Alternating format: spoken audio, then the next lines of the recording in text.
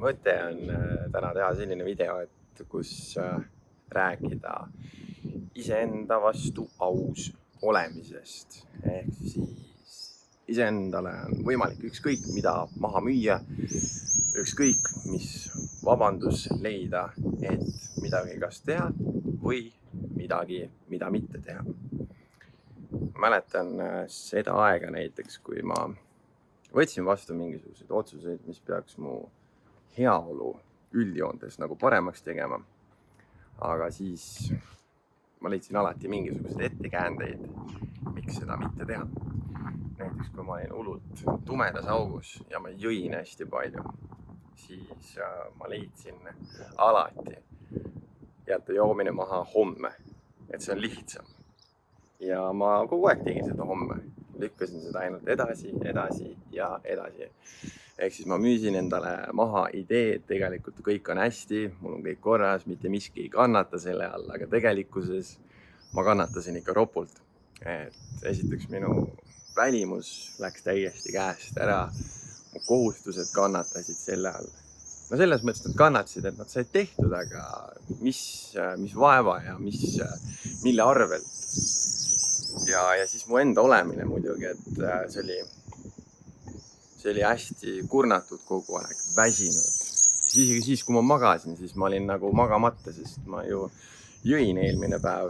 Ja teada on ju see, et kui sa jood, siis sa ju ei puhka välja normaalselt või ei maga nii-öelda siis täpselt seda und, kui sa magaksid kaines peaga. Ja eriti siis, kui on katsumus sellise vaimse tervise väljakutsega, vaimse tervise haigus isegi, näiteks depressioon või ärevushäire, et siis tegelikult just ei tohiks kasutada enda toimetuleku meetodiks nagu alkoholi. Ja mina läksin seda teed alguses töötas. No ta töötas sellepärast, et alkohol on ju tegelikult tuimestab. Aga pikas perspektiivis on ta depressant, ehk siis ta teeb tegelikult selle olemise veelgi hullemaks kokkuvõttes. Ja siis ongi see moment, et kui alkohol süsteemis ei ole ja oled kaine, siis on 2 korda hullem olla. Ja siis ongi väga lihtne sinna rattasse lõksu jääda ja jäädagi jooma tegelikult.